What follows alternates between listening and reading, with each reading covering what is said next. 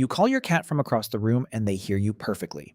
Their ear twitches, their tail moves once, their eyes stay half closed like you just asked them to help you move a couch. This is not about cats being stupid. It is not even about cats failing to understand you.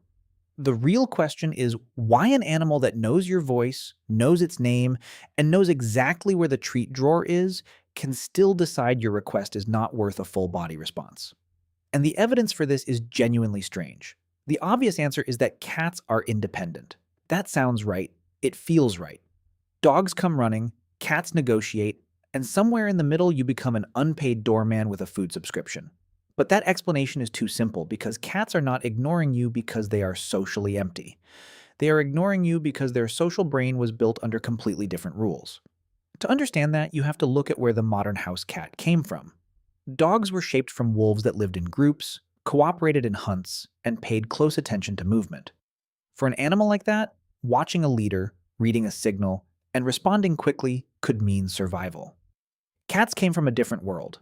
Their wild ancestors were small, solitary hunters. They did not need a commander. They did not need permission. They needed silence, patience, timing, and control over distance. So when your cat hears you and does not move, that is not an empty moment. It is a calculation. Is there food? Is there danger? Is there comfort? Is there any reason to abandon this warm square of sunlight, which from your cat's perspective is basically beachfront property? At first, the conventional wisdom seems obvious. Cats must be less attached than dogs. They must simply care less. That idea survived because cats are terrible at performing affection on human command. They do not wag like little emotional billboards. They do not usually sprint across the house every time you say their name. But the truth goes much deeper. Atsuko Saito, a behavioral scientist at Sophia University in Tokyo, in the 2010s found that domestic cats could distinguish their own names from similar words and could recognize an owner's voice, even when many responded with only small ear, head, or tail movements. That one finding changes the entire problem. The cat is not failing the test because it does not understand the sound. The cat may be passing the test by deciding the sound does not require action. That is the part that feels personal. You call, they know, they choose, but choice is not the same as insult. In a cat's world, response is expensive. A wild hunter that reacts to every sound wastes energy, gives away position, and risks stepping into danger. Their ancestors survived by filtering noise. The world was full of movement, rustling, bird calls, insect clicks, and possible threats. The animal that answered everything did not become a wise house cat. It became somebody else's lunch. So your cat's stillness is not always laziness. It is an old survival strategy wearing a fur coat. Domestication did not rewrite cats the way it rewrote dogs. Dogs were pulled into human teamwork. Cats slipped into human settlements on their own terms. Early farming villages stored grain.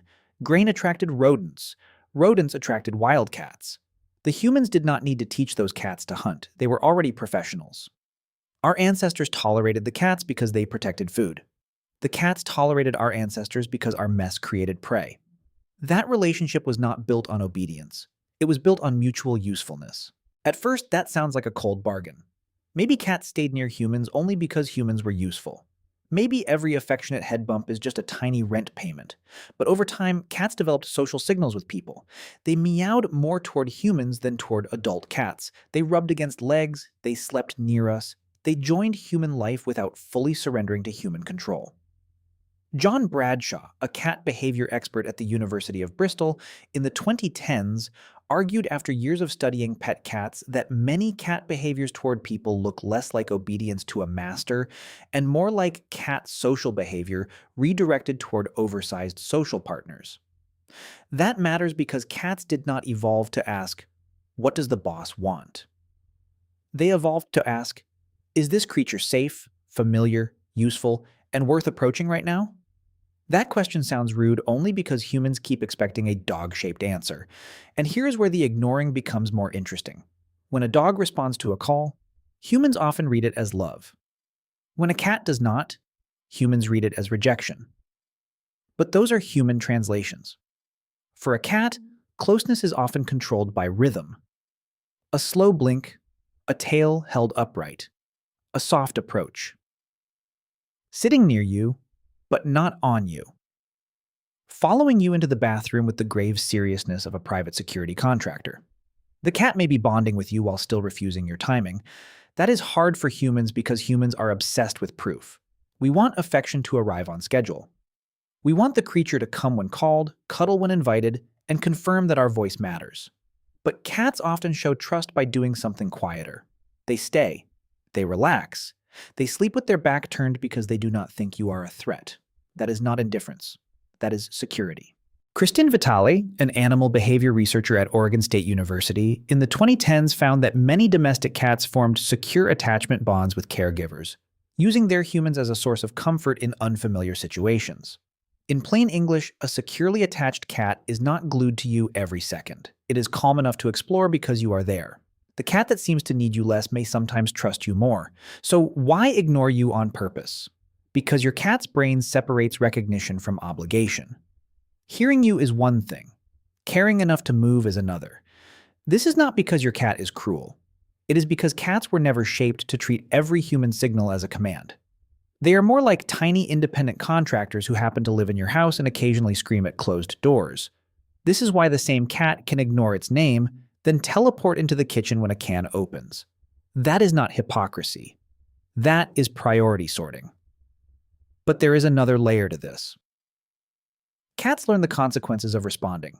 If every time they come to their name, they get grabbed, medicated, bathed, put in a carrier, or hugged like a plush toy with a pulse, they may learn that responding is a trap.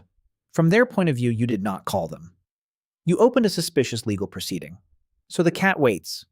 It watches. It collects evidence. That means a cat can ignore you because it knows you too well. This is where the story turns. The behavior that looks like emotional distance may actually be evidence of memory, intelligence, and boundaries.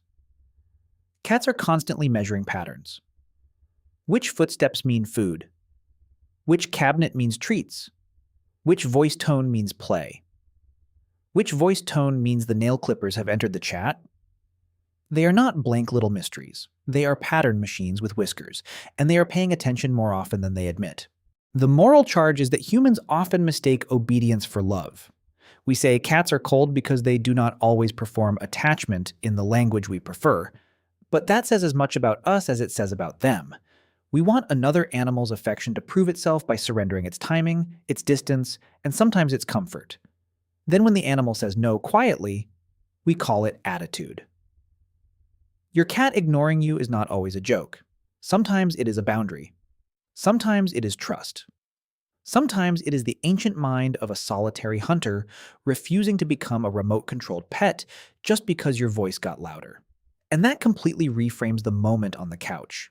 Your cat hears you. Your cat knows you. Your cat may even love you. But love, in a cat's world, does not always run across the room. Sometimes it flicks one ear, keeps the body still, and decides that being safe beside you is answer enough. You call your cat from across the room, and now you know they heard you perfectly.